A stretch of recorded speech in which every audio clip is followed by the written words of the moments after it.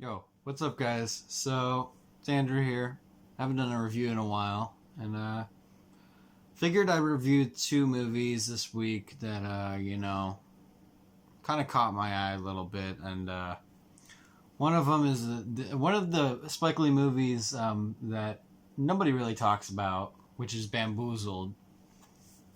So, I want to get into, before I continue even talking about this movie, um, some of the material in this movie is going to be considered to some offensive, crazy, wild, and if you can't handle blackface, I'm gonna tell you right now, don't even bother watching this movie. Then you will not like the movie at all. Now that we've gotten that out of the way, this is a movie, quite frankly, that's 20 years old, guys. 20 years old. Can you believe that? 20 years old, man. Christ, man. I feel old now. But this was not one of Spike Lee's most highest regarded films. That kind of, goes towards, today's audience now goes more towards Black Klansman, obviously, something like that. But at the time when Spike Lee came out, something like, Do the Right Thing is probably something he's most known for. But I randomly want to tell you the story how I found this before I even get into the review. So I was, checking out Spike Lee's store because, I wanted to see if he had any, cool merch going on right now. And I randomly see the Blu-ray from Bamboozled on his store, and I see it's a Criterion collection. So I'm like, oh, well, that's cool. I wonder what's so cool about it remastered and everything. Looking at the cover, I wasn't too sure what this movie was even going to be. It's got blackface and everything. So I figured, Spike knows what he's doing. Obviously, this is going to be a commentary satire on something. And after watching the movie, I have to be quite frank with you. Wow. This is a movie that goes to some pretty interesting places. Not only does it make me as the viewer uncomfortable and not know what is funny and what is not, but it also is a movie that 20 years later still has relevant messages that can still be, considered today, topical and, something to talk about. So the first thing I'll get into is it has a quite an interesting cast. The ones that are standouts for me is definitely Michael Rappaport. If you don't know who that is, Michael Rappaport is he used to be what's the word for it? Like an anchor for ESPN, although he had done acting for quite some time, and this is kind of a challenging role for him. He's playing a white executive who thinks he knows what's going on in, the community that's not, the white culture and stuff like that, which leads to some pretty uncomfortable moments of, wow, ooh, and yikes, man. But I think the standout definitely here is Damon Wayans, though. Damon Wayans, the minute he gets on the screen, is he has this British type accent, this old-timey 50s British accent type thing going on. I want to say British because it's not specifically British. It's kind of more picture a 50s actor in a movie that's hi, Kenneth, how you going? Say, what's going on? He kind of does that, but pulls it back a little bit. So Damon Wayans' character, I can't even say his name correctly, so just watch the movie if you want to know his name, honestly. I'm not even going to try and say it. But Damon Wayans' character is this writer for a show, and he wants to get his stuff made, but the executive basically doesn't want, he thinks it's all crap that he's writing, basically. So basically his mission is to make something so offensive that he gets fired so he can go somewhere else and do what he really wants to do. Because if he quits, that's not dignified, that's not, whatever. And unironically, he accidentally creates a hit that, he didn't expect to be a hit, and, it progresses throughout the whole movie from him, being upset at his creation to, basically, embracing his creation that was something he didn't even want to love in the first place. which I find is a very interesting message that, you know, he got lost in translation what his, you know, even his message was supposed to be. That was kind of a little deep thing that I thought he'd even gotten into. Spike got a little in there. Another person who also, by the way, also is at his side is the character acted by actress Jada Pinkett Smith, who is, I would honestly say in this movie, she put in a fantastic performance. I never usually have any complaints for her. I mean, here she's really good. She's a little bit laid back. You know, she's his assistant and everything. And I will also go ahead and try and say Damon Wayans' name on here. It is Pierre Delacroix. Delacroix. There's an X in there, which I'm like, I guess the X is silent, so it's Delacroix. I guess that's supposed to be like a British-French thing. I'm not really sure what Spike was going for there 100%.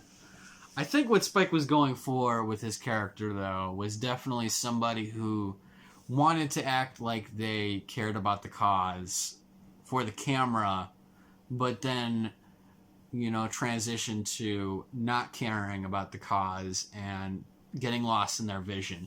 At least that's my interpretation of what happened in this whole thing.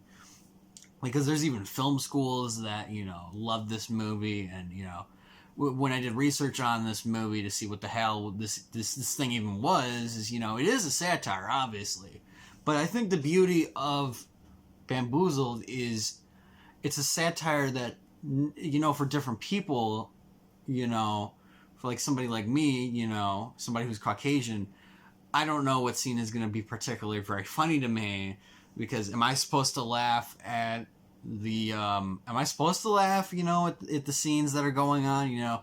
It's to the point where even there's a scene in the beginning where they showed the actors in blackface, and the crowd is kind of looking back and forth at everybody to see who's reacting.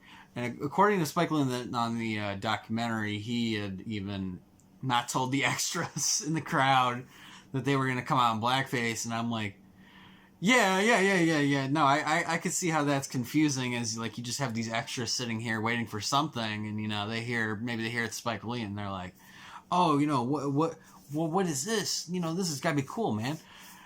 And I did catch myself laughing more how ridiculous it gets, and, you know, how crazy some of the scenes are. And, you know, I laugh because I'm like, I'm not laughing because I find it, you know, the racist things that they find funny. I'm finding, like, you know, the things that the actors are doing funny, or, you know, I'm like, maybe there's something they said that I thought was funny. And, like, you know, there's even a scene particularly that actually I think says it all, is like, there's a scene where the rap group that we have, also Mos Def is in this movie. I should have disclosed that. But the group that Mos Def is in the movie, he has like a bunch of people in the room, and they're all watching the show, and like one of them starts busting out laughing in the back, and like Mos Def's character is like, hey man, you know, what's so funny about this? And he's like, I can't help it, man, I thought it was funny. That's kind of me throughout this movie in spots, is like there's certain scenes that are like, there's certain scenes that are definitely humor, but then there's ones where I don't know if I'm supposed to laugh or not to laugh. Hopefully that all makes sense in this review that I'm even saying, because honestly, this movie could be interpreted so many different ways. You know, it could be perceived as a commentary. It could be conceived as a comedy, specifically a comedy on stereotypes, a comedy on, you know, blackface. It could be a comedy on, you know, the industry. It could be a comedy on, a commentary on this, a comedy on that. To me, though, it is definitely a commentary on the film industry, the TV industry, TV executives, racism, blackface at its finest. You know, that's what it definitely is hooking in, you know, the message is. And I know some people criticize this movie for having the montage at the end with the blackface, but to me, that's important. To me, it's important that you see that, all that imagery, to go, this is how it felt when, you know, they did this to us. And, to people that are saying, oh, Spike, helped it in too much, and, we're above this. No. I want to get serious for a second because, for the people that really think that we're beyond racism, that we are beyond that, no. Racism doesn't just end because we want to keep it quiet. Like, don't say that. Please. Because terrible people exist on this earth and there's nothing we can do about it. And, that's terrible that you would even think that we are beyond this. I really appreciated what he did by going, no, this is what they did for years and they're still doing. They're still doing these stereotypes, but just not in this way specifically. They're continuing this stereotype and it will never end because racist people will always exist. And to me, that was an amazing message that I really thought was brought across very beautifully. I would definitely say go ahead and pick this up on a Blu-ray if you have a Blu-ray player because it's a really great movie. And I definitely give this movie, personally, I give it a 9 out of 10. Although I do want to quickly get into, now that I've gotten all the positives out of the way and all the good things that I had to say about this movie. If I had any criticisms for it, it's not the acting. No, the acting is all great. The message is all great. The story's all great. One of the few negative things I have to say about this movie is there's too many camcorder shots. And I know, this was made 20 years ago, so movies were made differently back then.